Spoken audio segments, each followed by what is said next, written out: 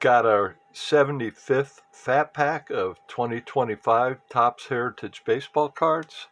Working on the short print set now. I have completed a base set, so we're about a little over half, I guess. Probably got a lot of dupes already, so I'll have to sort those. Probably sort those right after this video, as a matter of fact. So I've been meaning to do that for a while now. Um, let's see what we got. I love doing this. This is something I've done since I was a kid. I remember even buying packs as a kid, knowing that I would never get close to buying enough packs to actually complete a set. But I would always sort the cards, and every once in a while I'd get lucky and get uh, a lot of cards or something like that. There used to be an old flea market that my mother took my sister and I to. Uh, my father was actually serving in Vietnam during that year, and she would take us to this flea market. And there was an old man that sold a box of baseball cards, and this was stuff from the late 50s and early 60s. And there were never any Mantle cards in the box. And this was, yeah, late 60s. And I asked him about it one day, because I bought a couple of boxes. They were $2. I had to get an advance on my allowance because my allowance at that time was $1. So, and I didn't mind though.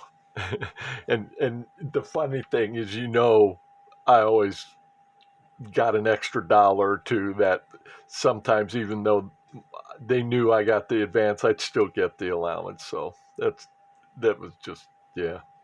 But and I asked him about it, and he said he collected Mantle cards, and and after that he said, if you ever come across any Mantle cards, if you open a pack and you get a Mantle card, I'll buy it from you. And this was the first time I'd ever heard that people were collecting and actually paying for the certain cards. That was, I mean, obviously, like me and people who buy packs, they're buying packs of cards. But the idea that you would sell individual players, or that they would have more value than any other of the cards, it never even occurred to me. I mean, I obviously was interested in certain players because they were the more famous players. Uh, but this was like quite a revelation for a young man at an early age, and I have no doubt um, is why I've been so engaged in not just baseball cards, but also like comic books, because it wasn't long after that I started hearing stories about comic books um, being sold for money. Comic books that maybe only were a couple of years old or something like that.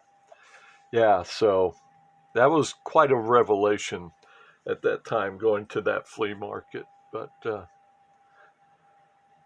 Noel V. Marte. Oh, let me get my cheat sheet here. I'm still working on base sets because even though I don't need another base set, just because I have so many duplicates, keep opening packs to try to get the short prints. So um, let's see what we got. Okay, Carlos Correa,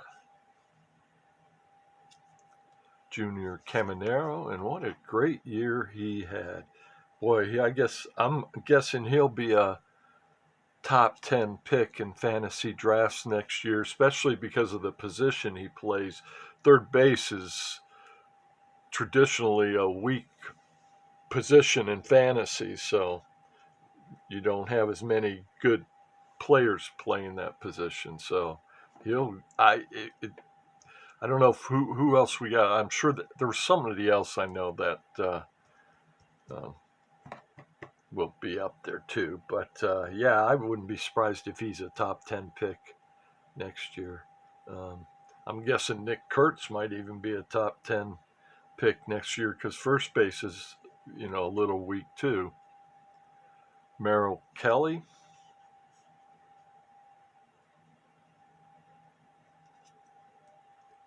Drew Romo, Luis Matos, I know I got that one. Just remember, I think it was packed before. Yogi Berra, yeah, same one here. Otto Lopez,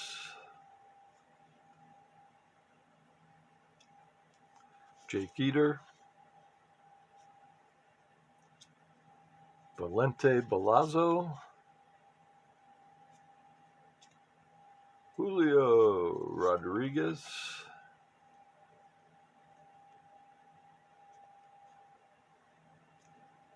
Mickey Mantle, and there's the man himself.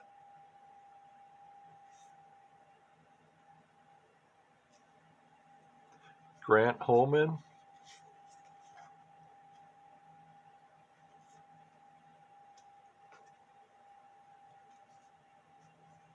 Jaden Hill. Oh, this is a foil of the, what is it, the Reimagined? I think it's this one, this set. Yeah, very small print. Excuse me, I'm getting my Pfizer. I can't read that. Yeah, or no, H. Yeah, I can't. I wish Topps would actually say on the card what set it is, because all these sets they don't. It's not on the card. I guess Heritage 25th anniversary. I guess that's what it is. Yeah, on the back there. Okay. Yeah, and then you see it. Yeah, 25th anniversary card. Okay, so this is a foil version of the 25th anniversary card. Got a fly. Excuse me. So yeah, that's nice. It's my first foil out of the 25th anniversary. Yeah, it's nice. Wyatt Langford and Carlos Correa is the white chrome. And then the next card's going to be, should be a base set short print.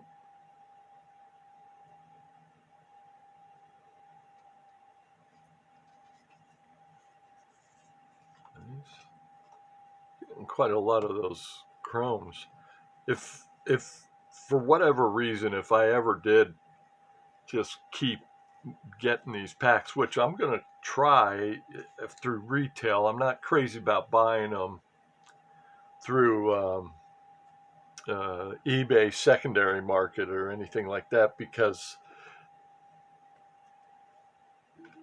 they can be weighed. So, but as long as I can get them from retail outlets, I'll keep doing that. And if maybe somebody has a case up for sale, sometimes there was one that somebody had up for sale that sold pretty fast for like a 25% premium over the price. If you break it down, you should pay only, what is it, 700 for, well, no, a little more, because the case I think has 108 packs, I believe. And so it'd be like 750, 760, something like that, I guess. Yeah, 750. So, and that case on eBay sold for 100. So there you go.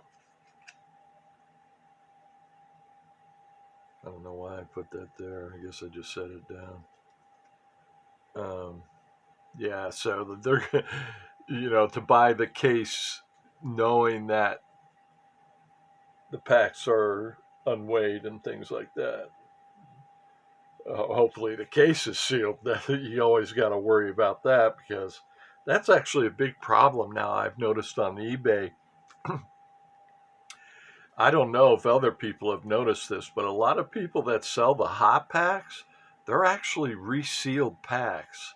I've noticed a lot of them doing this. And it seems to be, there's one person in particular, and I think it's the same guy. It's just he has several different IDs. All from like the Chicago area, I think, something like that. And it's pretty obvious that, yeah, it's, you'll see every once in a while feedback saying that. The thing is, most people probably don't even notice. And, and then those that do, they're just lesson learned, I guess. Um, but yeah, just be aware of if you're buying hot packs on eBay, good chance they're actually resealed packs. And what they do is they just open packs, or they even find a pack that had a card, or something like that. I don't know why they would need to do that. They wouldn't. Just any pack, and then buy some cheap variation or something like that. Because, for an example, this Richie Palacios is a short print. It's not a base set short print. Um, yeah, buy a card like that for $3 and sell the pack for 30 or something like that. I don't know, 25, 20, something like that, and make a profit. Tyler Anderson, that's going to be our short print. Yep. Don't know if I have it or not yet. I will sort these out after this pack, actually. I've been meaning to do that. I actually meant to do it even before this pack. Andy Ibanez, now that might be one we need. Nope. Nick York, nope. And Joey Gallo, no. Okay. Well, nothing towards the set other than a short print, which is always good because that's what I'm working on. So there you go. Thank you.